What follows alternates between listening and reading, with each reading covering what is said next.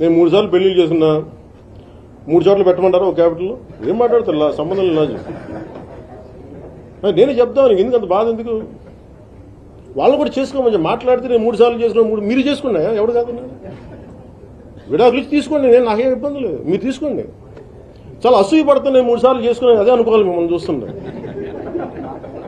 నాకు కుదరలేదా బాబు? 3 సార్లు చేసుకుందాం అంటే అక్కడ అలా అయితే 3 సార్లు చేసుకుని 3 చోట్ల రాజధాని పెట్టాలి. ఆ లెక్కలు అయితే పిచ్చి లాజిక్లు మాట్లాడకండి, సంబంధం లేని లాజిక్లు, పనికి మాలిన లాజిక్లు దయచేసి చాలా సిల్లీగా ఉంటాయని మాట్లాడటానికి. హాయ్, ఈరోజు ఒక పిచ్చముండావుడుకు ముగ్గురు పిల్లల్ని రోడ్డు మీద వదిలేసిన ఒక దగురుబాచి పిల్లల్ని కని వీళ్ళు నా పిల్లలు కాదని చెప్తున్న ఒక ఇబాచారి, వేశ్యల కంటే ఘోరమైన వ్యక్తి కొణిదెల పవన్ కళ్యాణ్, జనసేన పార్టీ అధ్యక్షుడు. ఒళ్ళు బలి ఉన్నాడు. 3 పెళ్లిళ్ళు ఎవరిని చేసుకోవాలరా?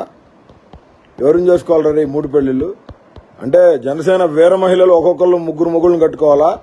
లేకపోతే జనసేన పార్టీలో పనిచేసే కార్యకర్తలు ఒక్కొక్కళ్ళు 3 పిల్లల్ని పెళ్లిళ్ళు చేసుకోవాలి? నీకు మళ్ళీ చేసుకోమని అవసరం అయితే ఎవడు చెప్తున్నారో నువ్వు? లుచ్చానాయాల చేతగాని దద్దమ్మ దెంగలేని నా కొడుకు మంగళవారం ఉన్నాడు, నీలాంటి చెత్త నా కొడుకు.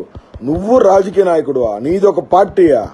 వేషాలు వేసుకునేవాడివి, రంగులు పూసుకునే నా కొడుకువి.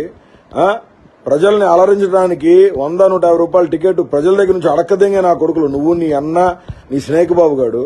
ఈ చెత్త నా కొడుకులందరూ పవిత్రమైన రాజకీయాల్లో